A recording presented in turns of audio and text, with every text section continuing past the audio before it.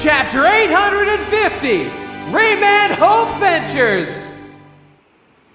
Hello and welcome to another episode of the Pod-D-Cast. It's me, Captain Bestie Boy, and here is also Hypocrite. I'm gonna mutiny one day, but not today. Yeah, well... I'll be captain eventually. You'll be Captain, because like I'll shoot you in the head with a gun, so you'll be capped. That's what you'll be when I kill you. Anyway, so this chapter was... this is kind of a milestone. Chapter 850. It's a good round number. And 150 away from the big 1000. I think 360 is a good round number, actually. Yeah, I guess. That's a fine number also. But so is 850. Shut up! Alright, so this chapter was cool. And a lot happened, so let's just fucking go into it. Just jump into it. So yes, we're starting with Chopper and Carrot doing all their mirror shenanigans, as we have been seeing. Things are finally turning around. They're doing something. Yes, finally, they have Brule and what was the guy? The Diesel, the tank. His name's Diesel. He's fucking Diesel. Yeah, like from Thomas the Tank Engine, the Diesel. Are you familiar that Diesel is a term that means like to be ripped, or is that like an American thing? I don't know if you're familiar with that. I'm not aware of like British slang for getting ripped, so I don't know. Okay, well, Diesel means ripped, so whenever they say Diesel, I giggle a little bit and think about how jacked this guy must be underneath his bizarre tank anatomy. I mean train anatomy. Yeah. So yeah, but they're looking at naked people. By the way, that lady was all like, "Hazkashi." Don't look at my sexy body, but I did anyway, and it was awesome. All right. Yeah, so they got a cart, and they're pulling Brule around, and they're waiting for her to wake up so they can force her to tell them where the castle is, because this mirror world is fucking huge. The Straw Hats have a real propensity to enslave their enemies and force. Like, remember when on Punk Hazard when they made Brownbeard like their mule horse and just rode him around the whole island doing all kinds of shit. And now they've beaten the shit out of Diesel, my hero Diesel, and now they've enslaved him and enforcing him to pull this fucking cart. Has that been like a thing throughout the whole? They do that a lot. They do that a lot. Yeah, I mean, I guess it's just a normal pirate thing. Like, we need information. We don't care about your well-being. Fuck you. Yeah, but we're not gonna kill you. That's something Luffy does a lot, but like Chopper has just like learned this behavior from being around Luffy, and now he too enslaves his enemies after defeating them and forces them to do nice things for him. I like it. This is cool. Yeah, this feels like a family activity. I like the way that you realize that even though like Chopper and so, you know, the weaker of the Straw Hats, like they always seem like really scared of things, but when they're on their own, they're still like really powerful pirates that can do all this badass stuff and take names and beat the shit out of babies and what have you. That's true. So hopefully, it looks like they're trying to find a window into the castle. That's their plan. So they've got a plan now. Thank God. They're trying to do something, and as soon as Brule wakes up, things are going to happen. It's going to be cool. Yes, and then we cut to Sanji getting his bento ready. There's... Oh, here's... sorry, actually, go on. But I want to make a note about the bento. I was probably going to say that there's like a big thing of meat in there, which means he's probably like packing for... as if it was Luffy and the gang, and like, oh... now, yeah, I wanted to comment on that. His hand's shaking a little bit. There's a little shake line next to his hands, like, whoops, I made another Straw Hat bento. Ooh. It's a little bit more than that, though. Actually, somebody on one of the One Piece in the One Piece thread on A today went through that image and kind of highlighted and circled all the different things that were part of that bento. Because Sanji says like, "Oh no, I made another like Straw Hat bento," and several things were outlined. So there's a bunch of meat at the top for Luffy. Yep. You can see rice on the sort of the bottom in the middle on the left. That's Zoro's favorite food. Nami loves oranges, which you can see in another panel next to the basket that he's packing. Usopp loves fish, and there's a big fish in the bottom of it. Sanji loves spicy seafood pasta, which you can see on the top right corner. There's pasta there. Chopper loves chocolate, which is, where is that? Oh, there's chocolate next to the oranges in the other panel. Robin loves sandwiches, and you can see some sandwiches in the middle there. Frankie loves hamburgers, which are clearly on the right there. And that's from an SBS. It has not been confirmed what kind of food Brooke is partial to. But already we're seeing evidence of all the Straw Hats here. Isn't that? Oh yeah, it's probably milk. Maybe he's packing milk there's a in bottle there, there. too. Maybe Brooke likes drinking. Brooke Straight through him. Brooke's more of a weed guy, as I recall. But hey, isn't that cool? There's things from all the food groups that I the wouldn't have guys known like. Way to go, guy on A. Good work. I think that's really cool. Yeah, so Sanji's all really happy, and he's going to go give this stuff to Pudding, and then we cut back to Nami and Luffy in the goddamn book. Yeah, being washed over by the gross guy with the stuff all over his. He's like the whipped cream guy or something. Yeah, whatever. He's gross. I don't like him. Go away. And I think this is really like, I don't know whether Luffy's ever like done something so dangerous to himself in order to get free, like rip his arms off in this way. It's gruesome.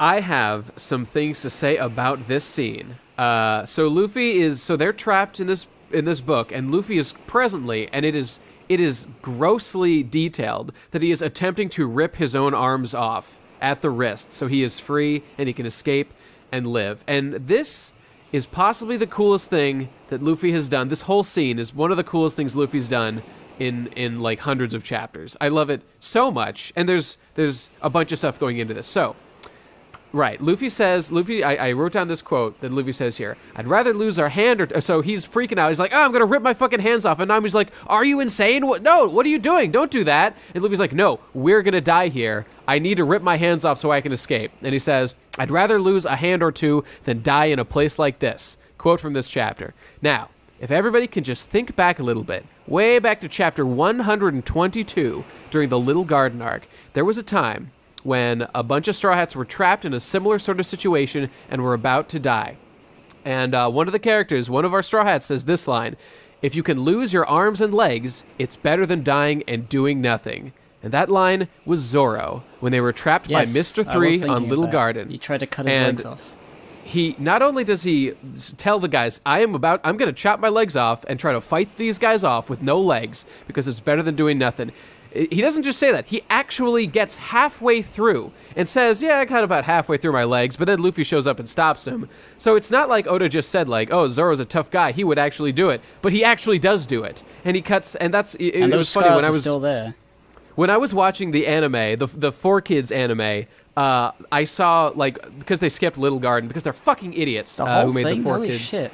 They skipped the entire little, I don't know why, it's just a good arc. Why would you skip it? I don't know, whatever. They skipped it. And later on, you can see the scars on the backs of Zoro's legs. He's got scars on the backs of his ankles on both legs. And I always wondered, like, what was that? So years later, when I read the manga from the start and I saw this, I was like, oh my god, Zoro, such a fucking monster. But what this is telling me. What this tells me is this is such a glorious echo of that moment, which was like one of Zoro's best moments up to that point in the series. And Oda and Luffy here is just, he wasn't there when Zoro said that. He showed up immediately afterwards. So it's not like he heard him say it specifically and he's copying the line exactly.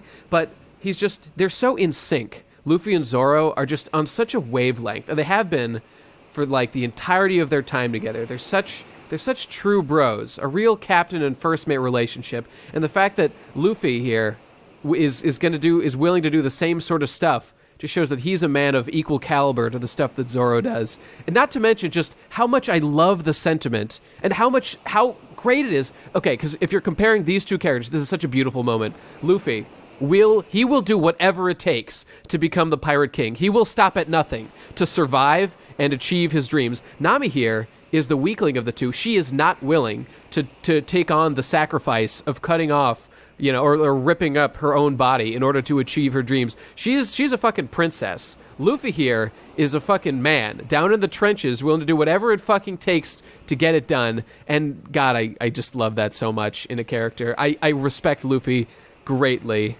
in this chapter. He's just, especially when we see the reasons why he's doing this later on. It's so good. Yeah. I really love this. It is a very really cool scene, especially the fact that it is starting to happen, like he's bleeding from those parts, and like it really is Yeah. quite. And yeah, that's the thing. You can see blood spurting from his arm. He is presently. Remember fucking. You guys all read Berserk, right? Remember when fucking Guts chopped off his own arm so he could go save Casca? I mean, Luffy, this is a sillier series, but this is the same level of drama occurring right here. He is trying to rip off his own fucking arm without even any tools. Like, Guts at least had a knife to do it. He's just trying to rip it. This is horrendous. Like, the emotions going on in the scene are so intense. And he's just, at this last panel of his face, I'm not a man who's gonna die in a place like this. Oh, God, yes. This is everything I like. This is real drama. Oh, it's so good. Oh, I love it so much. Okay. Yes. It's it's not wonderful. really. It's wonderful. It's such a cool moment that there's not really much point in like theorizing as what's going to happen next. It's just going to be whatever it is. You know. This scene is all about Luffy's state of mind and showing what a cool guy he is, and how he really is a man of the caliber who's willing to do what it takes to become Pirate King. He'll sacrifice both hands. He doesn't give a shit. He'll do it, man. He'll do it. Oh, God, I love that. I really respect that. It's so cool. It's so cool. So and that's the end of that scene. Moving past that scene, it was really cool. Onto another really great cool, scene. Yeah, where we're seeing the battle between Baron Tamago and Pedro. They those have legs, those big old legs, they're going crazy. It's so awesome. What was the thing he said? He's like Eggs Benedict. Oh no, Legs Benedict or something. Did you write this chapter, Gib? Did you write this chapter? I love Baron Tamago like a million times more now that he has a move like that in his arsenal. It's not like he's not aware of the whole egg thing going on. He's like, yeah, no, this is my thing. I'm an egg boy. Man. I'm an egg boy. I love him so much. He's so cool, and he really is a badass. He's kicking the shit out of Pedro in there, at least for a while. And we get a bit of a bit more of context behind the backstory. Oh, of him and we losing. see their bounties, by the way. Baron has a bounty of 429 million. That's a lot. So and Pedro had 382. That's bigger than Luffy's at the moment, isn't it? Oh no! Did Luffy go no, to Luffy's 500 500 million now. 500. Yeah. But it's pretty high, and God, those legs are so fucking long. Jesus Christ! Yeah, it's so cool. It's so cool. I want to see this fight animated. I really do. I do. You know what I want to see? I want to see Baron Tamago and Sanji fight. The ultimate leg off. Agreed. Long legs are so kick-ass. I love them. Yeah. Oh man. And we get a bit of a backstory as to why Pedro lost all that life that Big Mom stole from him. Do. We don't really know exactly what happened. I think. Oh no, with the thief thing. So yeah, he tried to steal. Yeah. And his friend, who looks like that bear from Law's crew, and his name is Zeppo, and that bear's name is Beppo. I'm thinking father-son. That's what I'm imagining right now. Possibly older brother. They're clearly related. They're definitely related. So that might be some sort of a thing. And yet Pedro was, interestingly, Pedro was called Captain, and yet we only see him with one other guy, and he says, like, we killed your partner, or something. Like, Baron Tamago says something along those lines. So I wonder if they just had, like, 2 dudes in their crew or something. Really small. They're strong. They could probably do just 2. Yeah, they're doing okay. That's how the Straw Hats started, with just the 2 of them just smashing That's everybody. True. So, yeah, go ahead. So yeah, he takes his eye out. I think he takes his eye out because he took Baron Tamago's eye out in a fight. Well, hang on. Let's step back a little bit. Okay. So it's just so they had been defeated. The 2 of them attempted to rob Big Mom. They were defeated and captured. And so they took Zeppo, and they said that they spun that roulette, the same roulette that they spun for Jinbei, which is like letting us know what we might expect to see when Jinbei shows up next. So that's another interesting little addition that's been added here. They spun the wheel, and he owed 100 years of life. But and this is kind of interesting. So when Big Mom tried to take what was owed, this 100 years of life from Zeppo, there was only 30 left. He only had 30 years left to live, despite seeming fairly young. Yeah, I'm wondering about whether cool. that... Maybe he's older than he looks. That calculates, like, when he would die, whether it was of natural causes or some other causes. Like, if somebody stabbed him in 30 years... It's a little bit hand of God-y. Like, how do you know exactly when someone... Like, what if he had gotten really good exercise and gotten really healthy after that? And, I mean... But like, tough to know. If it was like natural causes, then I guess Zeppo would have been like quite an old bear, and Beppo would probably be his son. I'm inclined to think that Big Mom's powers do not include any kind of like accidents or anything. Yeah. It's got to be just like whatever life you got ticking in your body at that time. I don't know. That seems like the logical then thing. Pedro had to take the remaining 70 years. Right. And he... And Pecom's cried like a little bitch and rounded it down 10 years, so good job. Yeah. and then as a negotiating tool, because Pecom's had already cut out Baron Tamago's eye, he then just ripped out his own eye and was like, will this do? And she's like, well, it's a good start, but that's only another 10 years, fool. And then she still took lost 50 years, and he's an old boy. He's an old cat. He's a cool old cat. Yeah. And so that's pretty much it. So now we know the full backstory of how he lost his eye and what went down between him and the One thing I want to say, I mean, I know you like the whole, history these two characters have, but I still kind of feel uninvested in the whole thing, because I don't... Yeah, me too. It's just sort of like, Baron Tamago's pretty cool design, and but that's it. Like, Pedro's pretty cool as well, but this whole, like... I like Baron Tamago way more than Pedro, to be honest. It's just this... But we've known Baron Tamago a lot longer, since Fishman Island, so... Yeah, but... Well, I think even before that, didn't we? No, we met him at Fishman Island when he was there with Pecoms to, on behalf of Big Mom's crew. A long time ago. I could swear it'd be it was like further. 5 years or something. Fuck. Well, yeah. Long time. But yeah, I'm just kind of uninvested in the whole thing. Like, why did you return? The drama between the two is indeed not that interesting, and Pedro is also still not that interesting. He's getting like a little bit more, but I still don't really care. It's almost a little bit of a Law situation, just in like a much lesser degree. Yeah, where it's like, look how sort cool of like he's Pedro a cool is. badass out of nowhere, and he's got a lot of screen time for some reason, and whatever. And these flashbacks are really fast. I don't think we've been given enough time with the guy. I mean, I don't know. Like, we can't spend all day worrying about fleshing out Pedro and all these. Yeah, but I there were other minks that could more. have been in this situation, like, or Pedro could have been introduced earlier with the rest of the minks. I mean, what if Beppo had been the one to come along on this mission? A mink that we've known for a long time. Yeah, he's just hanging out with Law now, so he could have done this instead of this guy that we just met and don't care about. Everyone likes Beppo. This could have been a great time to flesh him out, and then he could have told us more about Law, and this could have been a better way to make us learn a little bit about Law, and all these things could have happened. And yeah, I don't know. But as it turns out, Leg Benedict is enough to make me like this scene. So yeah, I agree.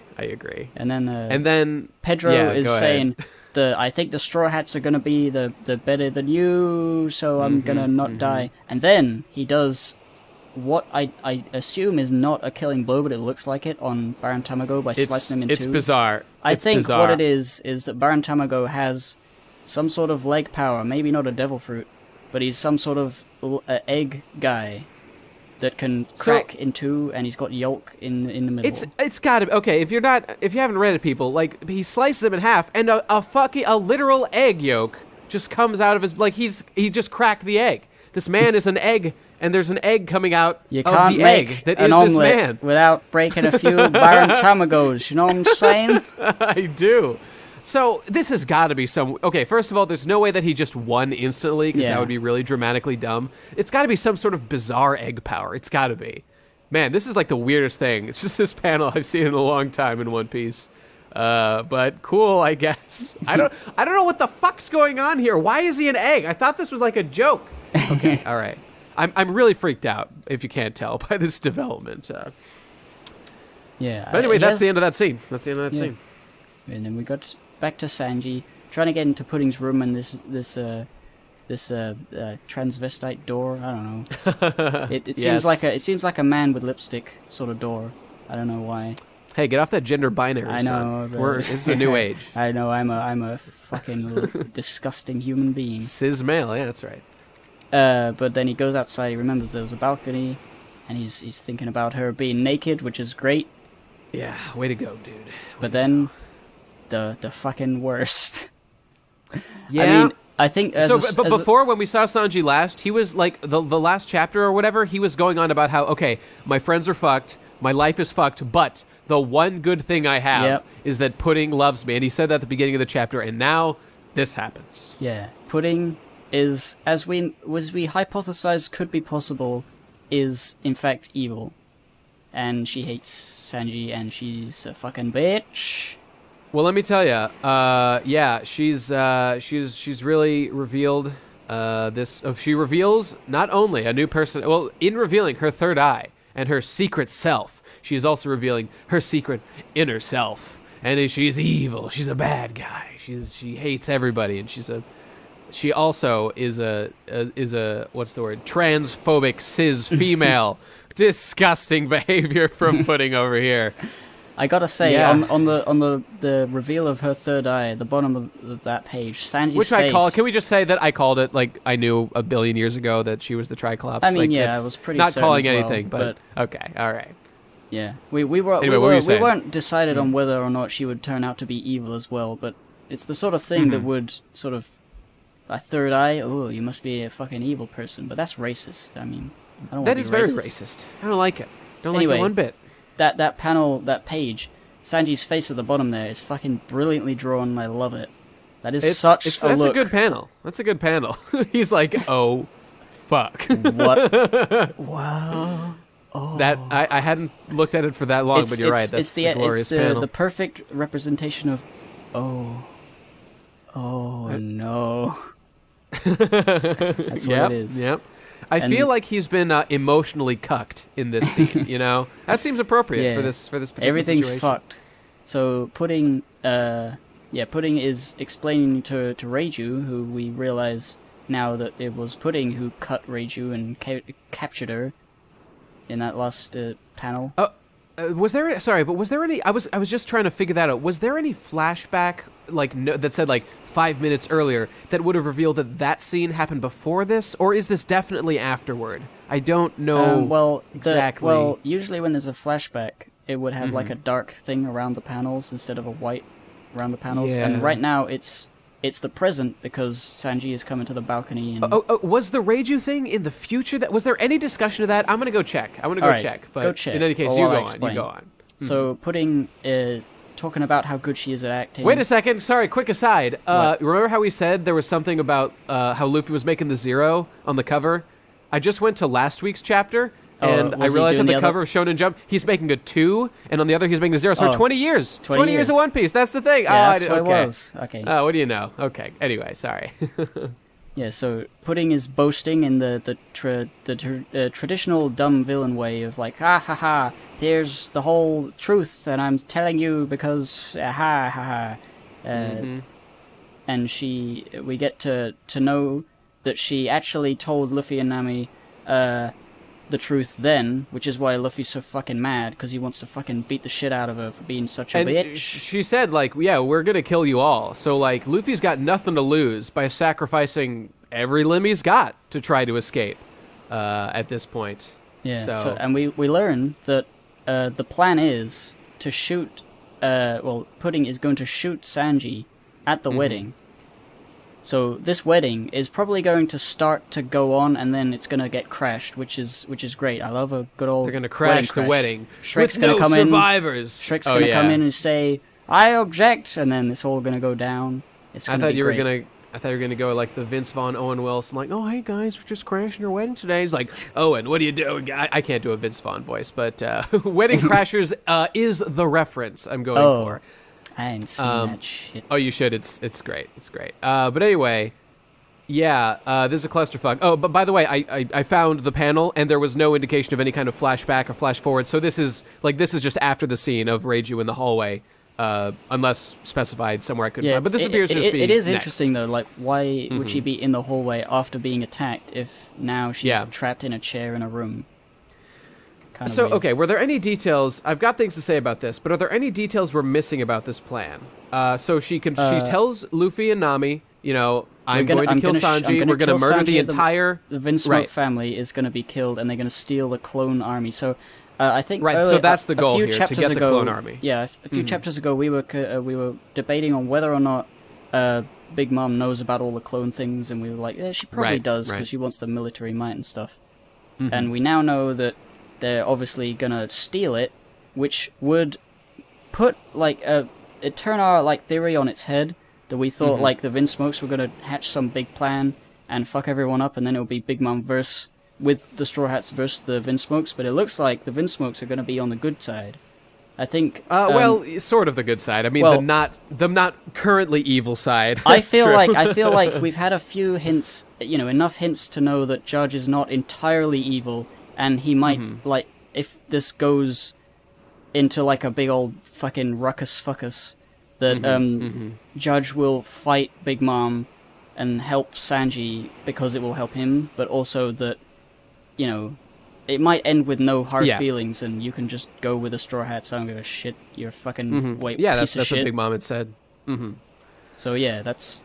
I think it's gonna turn out that the Vinsmokes, even though they're fucking pieces of shit, they still have some emotion, and they will be nice to Sanji in some sort of way at the end. I see. And by the way, I think that Sanji panel that you mentioned before was great, but I think my favorite panel in the whole thing is on the very last page. It's Pudding's face, as she's just looking, just a very different sort of art style from normal. Just looking. That's sort of. It's a great panel right there. It's really good. It is very spooky. And next to it is Sanji's just black eyes of just devoid of light.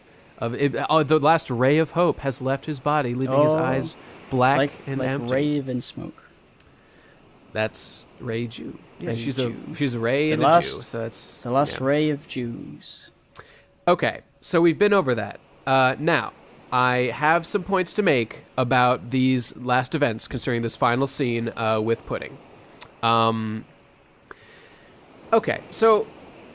Right, so we went over all the details about their goal of the family. So the whole... As Pudding explained it, the goal is, for this wedding, to entrap the Vinsmoke family with, this offer of marriage to Sanji or, whatever Vinsmoke. Bring them in, and then it's going to be a massacre. They're going to kill them all, and then they're going to take their science, tech, whatnot, to get a clone army. So that's the plan, according to Pudding. Now, and she's explicit in that the whole crew is in on it. This is something she goes out of her way to say. Now, I just don't believe her. So there are two possibilities here. A, she's telling the truth. Her whole thing is that she's a great actor.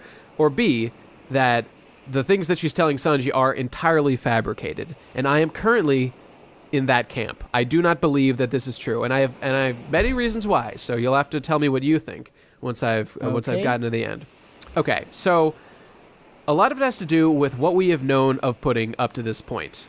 And the way she has acted, when there have not been consequences. Like when she first met the Straw Hats, she was very friendly to them. And there was no need to be. The first thing she does when we see her, interact with Luffy and the gang is to rescue them from, the clutches of the bad guys, which doesn't seem like something. So I'm just trying to illustrate a little bit of character here. That's something that generally a good person would do. I gotta stop you there. What makes you think that Big Mom wouldn't expect the Straw Hats to go after Sanji? Like she has like intel all over the place. Like sure, maybe but Pudding that's not did that as a front, like to get them on, to get her on the good side, so that they would think the Pudding is a good person, and so it would be easier to trap them. Okay, possible. Again, we don't really know. It depends on what the truth of the matter is to know exactly which way that goes. I think the main thing is that why would she tell Luffy and Nami that she fucking didn't like Sanji at all? Oh, there are. I have an excellent reason for why she would do that. Okay. So a lot of this hangs on the one scene where okay, so it was like a big end card maybe 2 chapters ago when she leaves them and she whispered, and you could there's even there's a panel in this chapter on one of the pages that shows her like walking away shedding tears as she is leaving, Luffy and Sanji. And at the time when we read that in the chapter, we didn't know what she'd said to Luffy and Nami. It appeared that she had confessed like, I'm going to kill myself. So like that's what it sounded like at the time. But nonetheless, there were clear tears. That was the last panel. It was a big focus of that page and of the chapter. Now, if it is indeed true that this was a double cross, that she is betraying, Sanji and the Vinsmoke family to do this, and she came to the jail to tell Luffy and Nami about this, why would she cry? Because you have to think about it like, so the other people in the room, so there's Nami and Luffy and her, and then there's a bunch of the captains, or at the very least that whipped cream guy who's, a big mom pirate. So at this point, I mean, as I stated clearly, and as was illustrated in the chapter, everyone in the Big Mom crew already knows about this plan, if it is in fact true. And yet, she chose to lean in, put on this face, and whisper the truth of the things only to Luffy and Nami, and not let anyone else hear. Not like walk in brazenly and said, "We gotcha. I was putting on a thing," and she didn't share this at all with any of the other people in the room who were supposedly should be loyal to Big Mom and should be on the same page as what Pudding's doing, because at this point, the facade has crumbled, or so she's telling us it has. So it doesn't make, and really the fact that so much emphasis was put on that shot of the tears, like there is no reason for her to pretend to cry, as was being implied by her saying that was a lie. But there is a very good reason for that to be the one legitimate emotion of that scene, where she is regretting the thing she's going to have to do. And then, okay, let me just get to now why she's doing it.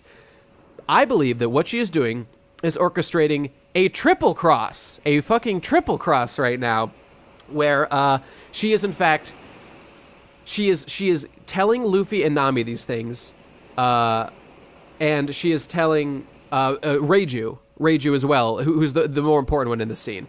So she told Luffy and Nami this thing to get them, excited, to get them angry so that they would fight back. And she's doing the same thing to Reiju right now. In this room, she's got Reiju, she's telling her whole plan. Why on earth would she do that if she wanted to keep it secret up to this point? I guess it seems to me. I do see that there is a lot of validity to this idea that she's triple crossing. And think about it, because the fact that she has Reiju here, if Reiju were to just somehow escape from Pudding's clutches with this knowledge that she now has, what that would do is it would cause all, the Vinsmokes would find out, and it would be chaos as soon as they find out what's going on. The wedding would be off, the trap would be foiled. I get where you're going. Like, she was the flashback to Lola. Like, she doesn't want her marriage to be forced, so she's doing this to get back at Big Mom. She doesn't like Big Mom. Right? Oh, I mean, okay, that's possible. I'm actually going for what I think is the more likely angle of she's actually just kind of a boring, actually nice as she appeared to be person, but her acting skills really are quite good. And so what I think she's doing is that she's trying to cause this conflict by sharing this fake plan that she is introducing. So all these things that she's telling Reiju about how the Big Mom pirates are planning to double cross, I believe that they are in fact completely fabricated, not true at all. She has just made them up so that she can sow seeds of rebellion in the Garma soldiers. Those forces will either fight back or run away or something, and through the chaos that this plan causes, it will create a loophole through which Sanji will be able to escape in some way. So to me, it seems like she is trying to just throw a fucking match in the fucking Kindle pile and cause a big explosion so that there's an opening for Sanji to escape somehow, and the wedding is totally fucked up. And it's not like specifically Sanji's fault. I agree with all that the basis for her plan being that.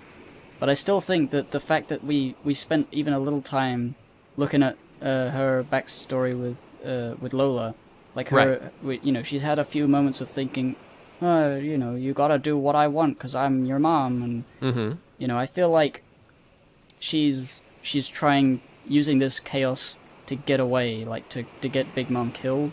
So she might be like interested in this whole conflict. It's entirely possible. We're at this point. Now that this chapter has introduced this deceptive element to Pudding's character, we really don't know what the real answer is going to be. I'm just telling you what I think is the most likely thing, as I always do, of course. The reason I thought that she was actually evil is because I couldn't. I mean, a triple cross is something I've seen quite a few times before. So I'm not sure. I thought it would be like interesting if it was just, yes, she is evil, and this is just. Well, I mean, we'll see. That is possible. I agree with your reasoning. It's very sound. And it's cool. I think it's pretty airtight, especially, and a lot of it hinges on character development that we've seen specifically of Big Mom, because Big Mom, Oda has really gone out of his way, and I talked about this before, to really paint her in a positive light, like the fact that she had this conversation where she just decided, she told Sanji, yeah, sure, I'll spare the Straw Hats. All I want to do is just celebrate with my family. And she's got this goal. At her guiding light is that she wants to like have all people be equal. And she really does seem like a good person beneath, a lot of evil shit that she obviously does. But there's a core of goodness there that to me does not, that I just think will pay off in this particular situation with her genuinely wanting her daughter to be happy. And yes, also with political motivations, but not what is being illustrated here, not going out of her way to fuck over people like Sanji. And I don't know how possible this could be, but I feel like this might be setting Pudding up to be like the next heir to Big Mom, in a way of like being a really powerful pirate queen, sort of. Well, what's interesting? Because like if this go ahead. Results in Big Mom's death, because she's like conniving and she's like she doesn't want to be underneath anyone. She wants to get whatever she wants. And Big Mom's like, she's not a young lady. I feel like if the theme of like the old guys getting replaced with new people, this Pudding could be like the one to replace Big Mom if it's sort of like a theme of the new guys come in and replacing the old. And people are making a lot of comparisons. Stuff. Yeah, totally. And people are making a lot of comparisons to, as we did before, Walder Frey. And, this could be the first time we're really seeing a kind of, like, political machinations happening within the Big Mom family. So, another possibility that this is all Pudding attempting to maneuver in such a way to, obtain the throne of Totland or whatever from Big Mom. It's possible. We don't know. That could totally happen. So, I'm excited to see what happens with her. Because like before, she was just she's just the cute girl of the arc again. Dude, let me tell you, she's actually a character, and I like her. This chapter has elevated Pudding so much because either she is in fact an evil, sneaky bitch, which I don't like and makes me sad that she would do that. But like, such agency is being expressed in this chapter. It's finally made her like this nobody character. I didn't give a fuck about character. A strong female character, protagonist, really, and that's great. And if she is in fact what I've been saying, that she's like this good guy doing this crazy triple cross, then like that's even more impressive to me. That she's still a good guy and is just willing to do these crazy plans and all this dissent. Good guy's a very like black and white thing. I think she might be doing good things for the Straw Hats right now, but there's no like guarantee that she will, suddenly be lovey-dovey right after with Sanji. Well, I'm not. I mean, maybe it could be. It could be. You know what it could be? It could be like she replaces Big Mom in the political sort of thing of like, Yonko, but now she's with Sanji, so like that's a really powerful ally now. Well, Sanji's family doesn't even give a fuck about him though, so he's not that powerful. No, I mean like for the Straw Hats. Like the Straw Hats would now be one of them would be married to the daughter of a Yonko who overthrew her own mother. Unfortunately, I think that's got almost a 0% chance of happening. But it's a cool idea, though. It is a cool idea. I just like this idea that Pudding is taking over. And by the way, I have heard arguments that Pudding being evil and just having sort of the one layer double cross is in fact possibly more likely, because people have talked about how like deception and like illusion has been a big theme of this arc, and that's true. You've got like the Bewitching Woods, where everything, all the trees move and they fuck up your path and they confuse people there, and you've got people like Brûlé who can create copies of things and show like false selves and all this weird shit going on. So it's possible that Oda is building to like a theme of just deception going on this whole time. But is that to illustrate that Pudding is a double crosser, or is to illustrate this triple cross thing going on? It might be like a meta level of Oda being deceptive by putting this in here. We'll be like, oh, it's just another deceptive thing, but it's a double, triple thing, and he deceived everyone. Sort of. Yeah, I do think that this is my shonen senses tell me that this betrayal is not a genuine I hate Sanji now betrayal. My shonen senses tell me that she really does care for Sanji. Maybe not fucking in love with him or whatever, but wants him to be happy and is working to preserve that. But I love that she would go to such crazy, evil-looking lengths to do it. Yes. Way to go. She looks real cool. She's a cool character now. Really like that.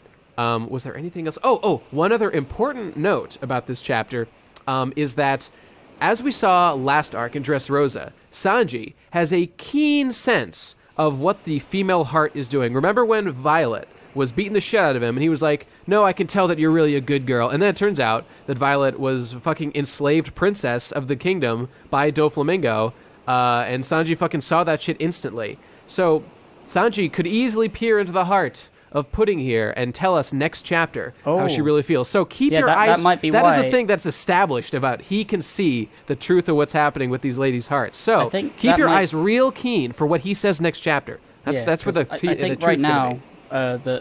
the reason his eyes are blacked out and he has sort of a neutral expression is you're supposed to think, oh, Definitely, he's really definitely. dejected. Oda is keeping us in the dark for sure right now. He could be like serious, like, okay, I get it. And see, that's another hint to me that tells me that it's not as obvious a betrayal as this chapter implies, because if so, I think that he would have, at this point, Sanji would have told us through his actions, like, oh, she's evil now, no! But he has not done that. I think that I think he's processing her plan right now, and is thinking about how to make this shit work. I mean, it's That's obviously supposed to look like, with the rain and everything, that he is really depressed about this. Right, this whole scene is supposed to make us think that she is evil, and I think that is a deception. Gotta love that pathetic fallacy.